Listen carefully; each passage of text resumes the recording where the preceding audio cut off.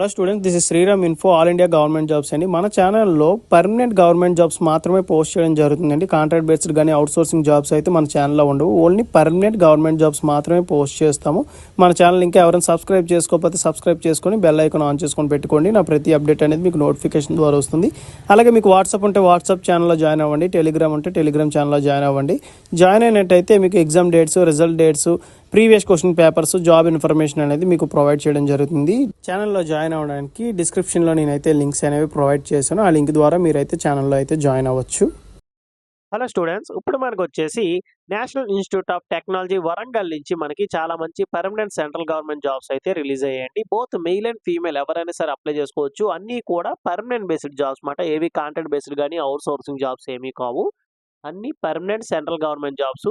ఇందులో contract based కూడా ఉన్నాయి. బట్ ఏంటంటే నేను ఏవైతే పర్మనెంట్ బేస్డ్ రోల్స్ ఉన్నాయో వాటి కోసమే నేనైతే ఎక్స్ప్లెయిన్ చేస్తాను. ఓకేనా? మన ఛానల్లో మాత్రం పర్మనెంట్ జాబ్స్ ఏవైతే ఉన్నాయో అవి ఎక్స్ప్లెయిన్ చేద్దామని చెప్పేసి ఈ 4 డేస్ నుంచి కూడా నేను వెతకడం, ఇది మనకి ఏంటంటే దొరకడం జరిగిందన్నమాట. ఓకేనా? National institute of technology Warangal నుంచి ఇది మనకి అఫీషియల్‌గా వచ్చిన నోటిఫికేషన్. ఇది వెబ్‌సైట్ వాళ్ళది. కిందకి స్క్రోల్ చేసుకున్నట్టయితే ఇక్కడ నోటీసెస్ అని ఉంటుంది. ఇక్కడ రీడ్ మోర్ అని కొట్టొచ్చు. లేకపోతే ఇక్కడే ఉంటుంది రిక్రూట్‌మెంట్ ఆఫ్ ఆఫీస్ అని చెప్పేసి. రీడ్ మోర్ మీద క్లిక్ చేయండి.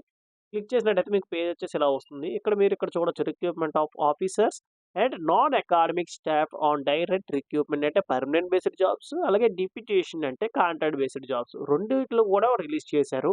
లాస్ట్ డేట్ వచ్చేసి 7th జనవరి 2025 అనేది దీనికి లాస్ట్ డేట్. ఆన్‌లైన్‌లో అప్లై చేసుకోవాల్సి ఉంటుంది. ఎటువంటి ఆఫ్‌లైన్ అప్లికేషన్ కూడా ఏం పంపించాల్సిన అవసరం లేదు. దీని మీద క్లిక్ చేయండి. క్లిక్ చేసినట్టయితే మీకు అఫీషియల్ నోటిఫికేషన్ అనేది ఇట్లా డౌన్‌లోడ్ అవుతుంది. ఈ నోటిఫికేషన్‌లో ఇంపార్టెంట్ పాయింట్స్ అనేవి అన్నీ కూడా నేను చాలా క్లియర్‌గా ఎక్స్‌ప్లెయిన్ చేస్తాను. మీరు వీడియో ఎక్కడ స్కిప్ చేయకుండా లాస్ట్ వరకు చూడండి. మనకిక్కడ పోస్ట్ నేమ్స్ ఇచ్చారు. ఏ గ్రూప్‌లోకి వస్తుంది, పే స్కేల్ లెవెల్స్ ఇస్తారు. అలాగే అది కూడా మెథడ్ ఆఫ్ రిక్రూట్‌మెంట్ కూడా మనకి ఇవ్వడం జరిగింది. డైరెక్ట్ రిక్రూట్‌మెంట్ అంటే పర్మనెంట్ బేస్డ్ జాబ్స్, డిప్యూటేషన్ అంటే మనకి కాంట్రాక్ట్ బేస్డ్ జాబ్స్. ఓకేనా? ఈ విధంగా మీరు చెక్ చేసుకోవాల్సి ఉంటుందన్నమాట. ఇందులో మీకు ఏ మాత్రం చిన్న డౌట్ ఉన్నా కింద కామెంట్ బాక్స్‌లో కామెంట్ చేయండి. మీకు ఖచ్చితంగా నేనైతే రిప్లై ఇస్తాను. లేదంటే కాల్ మీ ఫోర్ యాప్ నుంచి ఎలా కాల్ చేయాలి ఏంటి అని కూడా మీకు వీడియో చేసి పెట్టాను. ఆ వీడియో లింక్ కూడా కింద డిస్క్రిప్షన్‌లో ఇస్తాను. దాని ద్వారా మీరైతే నాకు డైరెక్ట్‌గా కాల్ చేయొచ్చు. నేనే మీతో మాట్లాడి మీ డౌట్స్ అనేవి క్లారిఫై అయితే చేస్తాను. ఇప్పుడు మనకేంటంటే ఈ నోటిఫికేషన్‌లో ఇంపార్టెంట్ పాయింట్స్ అనేవి మనం డిస్కస్ చేద్దాము. ఇదొచ్చేసి మనకి official notification national institute of technology Warangal నుంచి రిలీజ్ అయిన నోటిఫికేషన్ అన్నమాట. ఓకేనా? మనకి పోస్టింగ్ కూడా తెలంగాణ హైదరాబాద్‌లోనే వస్తుంది. ఓకేనా? అడ్వర్టైజ్‌మెంట్ నంబర్ చూడండి. 0 నంబర్ వచ్చేసి 5/2024 అని చెప్పేసి ఉంది కదా! అదే అడ్వర్టైజ్‌మెంట్ నంబర్ మాట. ఓకేనా? అది చాలా జాగ్రత్తగా గుర్తుపెట్టుకోవాల్సి ఉంటుంది. And next NIT national institute of technology. ఓకేనా? ఎన్ఐటీ అంటారు షార్ట్‌కట్‌లో. వర్క్ ఫోర్స్ బ్యాలెన్స్ అండి. అంటే women candidates are encouraged to apply. అంటే దీనికి ఏంటంటే అర్థం బోత్ మెయిల్ అండ్ ఫీమేల్ ఎవరైనా సరే అప్లై చేసుకోవచ్చు. బట్ మీ వుమెన్స్‌ని ఇంకా ఎంకరేజ్ చేస్తున్నాం. వాళ్ళు కూడా అప్లై చేయండి అని చెప్పి మనకిక్కడ నోటిఫికేషన్ స్టార్టింగ్‌లోనే ఇవ్వడం జరిగింది.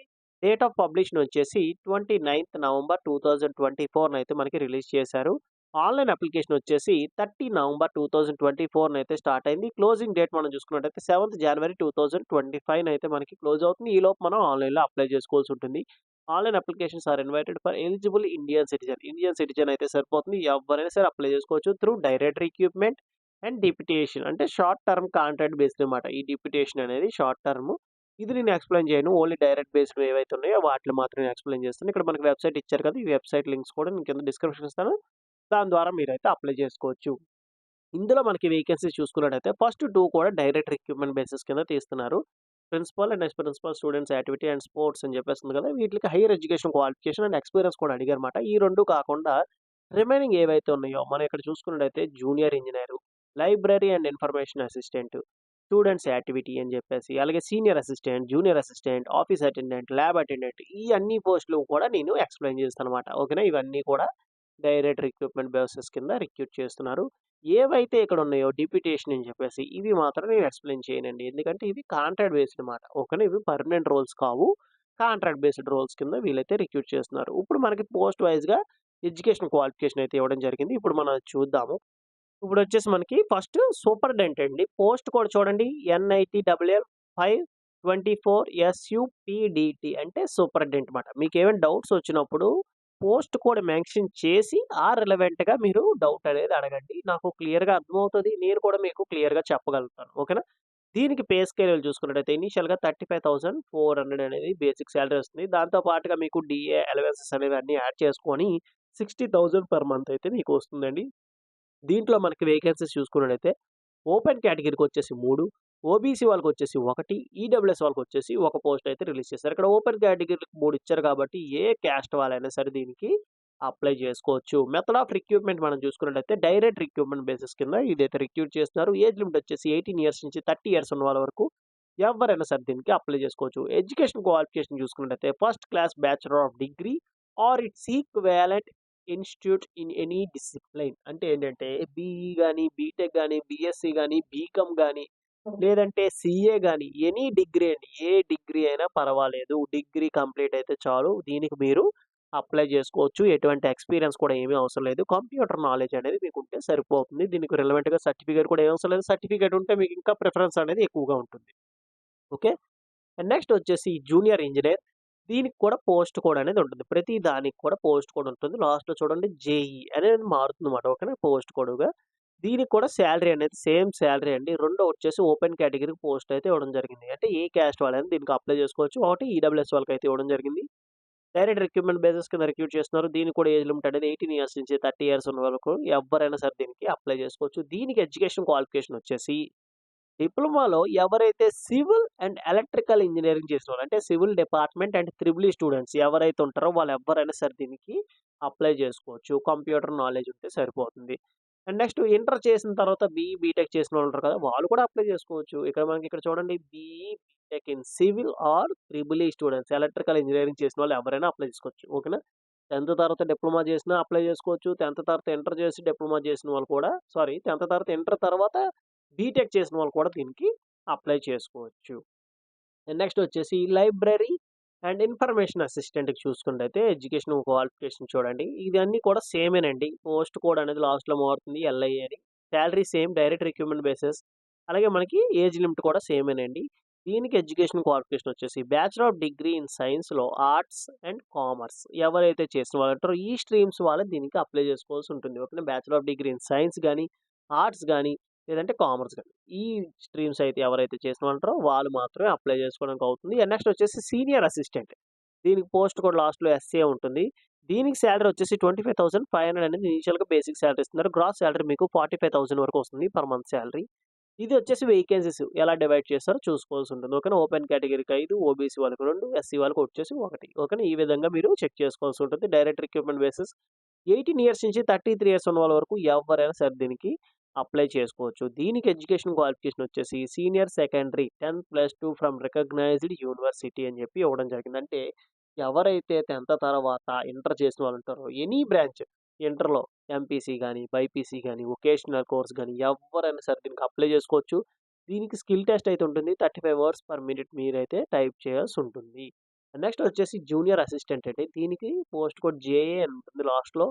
దీనికి సాలరీ వచ్చేసి 21,700 అనేది ఇనీషియల్‌గా బేసిక్ సాలరీ ఇస్తారు. గ్రాస్ సాలరీ మీకు 40,000 పర్ మంత్ సాలరీ అయితే మీకు వస్తుందండి. పోస్ట్‌లో ఎలా డివైడ్ చేస్తారో అది చూసుకోండి మీరు. అండ్ నెక్స్ట్ ఏజ్ లిమిట్ వచ్చేసి 18 ఇయర్స్ నుంచి 27 ఇయర్స్ ఉన్న వరకు ఎవరైనా సరే దీనికి అప్లై చేసుకోవచ్చు. అలాగే దీనికి ఎడ్యుకేషన్ క్వాలిఫికేషన్ వచ్చేసి senior secondary 10+2 from recognised university board with minimum typing speed 35 words per minute మీరు టైప్ చేయాల్సి ఉంటుంది. ఓకేనా? ఇంటర్ ఎనీ స్ట్రీమ్ అయినా అప్లై చేసుకోవచ్చు. BiPC, MPC, vocational course and మీకేంటంటే ఇక్కడ 35 words per minute typing skill అయితే చెక్ చేయడం జరుగుతుంది. ఓకేనా? అది మాత్రం గుర్తుపెట్టుకోండి. నెక్స్ట్ వచ్చేసి ఆఫీస్ అటెండెంట్ అండి. దీనికి సాలరీ 18,000 ఇస్తున్నారు. గ్రాస్ సాలరీ మీకు 27,000 వరకు వస్తుంది. 6 పోస్టులు వచ్చేసి ఓపెన్ కేటగిరీకి ఇస్తున్నారు. 2 ఓబీసీ, 1 ఎస్సీ అండ్ ఒకటి వచ్చేసి ఈడబ్ల్యూఎస్ వాళ్ళకైతే ఇవ్వడం జరుగుతుంది. ఇది కూడా డైరెక్ట్ రిక్రూట్‌మెంట్ బేసిస్ కింద రిక్రూట్ చేస్తున్నారు. ఏజ్ లిమిట్ వచ్చేసి 18 ఇయర్స్ నుంచి 27 ఇయర్స్ ఉన్న వాళ్ళ వరకు ఎవరైనా సరే దీనికి అప్లై చేసుకోవచ్చు. నెక్స్ట్ ఎడ్యుకేషన్ క్వాలిఫికేషన్ వచ్చేసి మనకి ఇక్కడ చూసుకున్నట్టయితే సీనియర్ సెకండరీ +2 అని చెప్పి ఇవ్వడం జరిగింది. అంటే ఇంటర్ చేసిన వాళ్ళండి. అన్నీ కూడా ఇప్పుడు నేను ఎక్స్‌ప్లెయిన్ చేసిన లాస్ట్ 3 కూడా ఇంటర్ చేసిన వాళ్ళు ఎవ్వరైనా అప్లై చేసుకోవచ్చు. ఫ్రెషర్ క్యాండిడేట్స్ అప్లై చేసుకోవచ్చు. ఎటువంటి ఎక్స్‌పీరియన్స్ కూడా ఏమీ అవసరం లేదు. అండ్ ల్యాబ్ అటెండెంట్ చూసుకున్నట్టయితే ఎల్ఏ పోస్ట్ కోడ్ అనేది దీనికి 18,000 ఇస్తున్నారు. గ్రాస్ సాలరీ మీకు 26,000 వరకు వస్తుంది. వేకెన్సీస్ అండి ఇవి. అండ్ నెక్స్ట్ వచ్చేసి దీనికి ఏజ్ లిమిట్ వచ్చేసి 18 ఇయర్స్ నుంచి 27 ఇయర్స్ ఉన్న వరకు ఎవరైనా అప్లై చేసుకోవచ్చు. బట్ ఇక్కడ మనకి ఎడ్యుకేషన్ క్వాలిఫికేషన్ వచ్చేసి ఇంటర్ వాళ్ళే అప్లై చేసుకోవచ్చు. బట్ ఇన్ సైన్స్ స్ట్రీమ్ అనేది కంపల్సరీగా ఉండాలి. అంటే ఎంపీసీ అండ్ బైపీసీ వాళ్ళు మాత్రమే అప్లై చేసుకోవాలి. బట్ పైనున్న ఆటిలకి వొకేషనల్ కోర్సులు చేసిన వాళ్ళు కూడా దీనికి అప్లై చేసుకోవచ్చు. ఇప్పుడు మనకు జనరల్ ఇన్‌స్ట్రక్షన్స్ చూసుకున్నట్టయితే ఏజ్ రిలాక్సేషన్ వచ్చేసి మనకి 10 ఇయర్స్ ఫర్ పీడబ్ల్యూడీ క్యాండిడేట్స్‌కి అయితే ఇవ్వడం జరిగింది. Age relaxation for ex servicemen as per government of India rules ప్రకారంగా అయితే మనకి ఇవ్వడం జరుగుతుందండి. నెక్స్ట్ వచ్చేసి మీ డేట్ ఆఫ్ బర్త్ అనేది 10థ్ క్లాస్ మార్క్ లిస్ట్ మీద ఏదైతే ఉందో దాన్ని మాత్రమే కన్సిడర్ చేస్తామని చెప్పి ఇవ్వడం జరిగింది. అప్లికేషన్ ఫీజు విషయానికి వచ్చినట్టయితే రూ. 500 అనేది అప్లికేషన్ ఫీజు ఆన్‌లైన్‌లో మీరైతే పే చేయొచ్చు. And those who are belongs to SC, ST, PWD and women candidates అండి. ఎవ్వరు కూడా అప్లికేషన్ ఫీజ్ పే చేయాల్సిన అవసరం లేదు. ఇక్కడ వుమెన్ క్యాండిడేట్స్‌కొచ్చేసరికి ఓబీసీ గాని, యూఆర్ గాని, ఈడబ్ల్యూఎస్ వాళ్ళు గాని ఎవ్వరైనా అందరూ వచ్చేస్తారండి. ఓకేనా? ఎవ్వరు కూడా పే చేయాల్సిన అవసరం లేదు వుమెన్స్ కేటగిరీకి. ఓకే. అండ్ నెక్స్ట్ వచ్చేసి మనకి ఇంపార్టెంట్ పాయింట్స్‌లో హౌ టు అప్లై ఇది ఎలా అప్లై చేసుకోవాలంటే ఆన్‌లైన్‌లో అప్లై చేసుకోవాల్సి ఉంటుంది. 30 నవంబర్ నుంచి ఫస్ట్ మనకి జనవరి 7థ్‌న లాస్ట్ డేట్ అయితే. ఈ డేట్స్ లోపు మీరు ఆన్‌లైన్‌లో అప్లై చేసుకోవాలి. Accepted only through online mode only. Online mode మాత్రం వీళ్ళైతే యాక్సెప్ట్ చేస్తారని చెప్పి ఇవ్వడం జరిగింది. Those who are working in central government and private గవర్నమెంట్స్‌లో ఎవరైతే అంటే పబ్లిక్ అండర్ సెక్టార్స్‌లో గాని, గవర్నమెంట్ సెక్టార్స్‌లో వర్క్ చేసిన వాళ్ళు ఎన్ఓసీ సర్టిఫికేట్ అయితే పట్టుకెళ్లాల్సి ఉంటుంది. ప్రైవేట్ సెక్టార్స్‌లో ఎవరైనా వర్క్ చేసిన వాళ్ళుంటే మీ రిజిగ్నేషన్ ఇచ్చిన తర్వాత ఎప్పుడైతే మీరు ఇది సెలెక్ట్ అయ్యారు, ఇంకంతా కన్ఫర్మేషన్ అయిపోయిన తర్వాత మీరు రిజిగ్నేషన్ ఇస్తారు కదా! అక్కడి నుంచి యాక్సెప్టెన్స్ లెటర్ తీసుకొస్తారు. అదే ఎన్ఓసీ సర్టిఫికేట్ మాట. ఓకేనా? అండ్ నెక్స్ట్ వచ్చేసి valid email ID and mobile number ఇవ్వాల్సి ఉంటుందండి. ఫర్దర్‌గా మీకు ఏమైనా కమ్యూనికేట్ చేయాలంటే ఈమెయిల్ ఐడీ, మొబైల్ నంబర్‌తోనే కమ్యూనికేట్ చేస్తారు. డేటు, టైము, వెన్యూ అనేది మీకు మెయిల్ ద్వారా, మెసేజ్ ద్వారా కూడా వస్తుంది.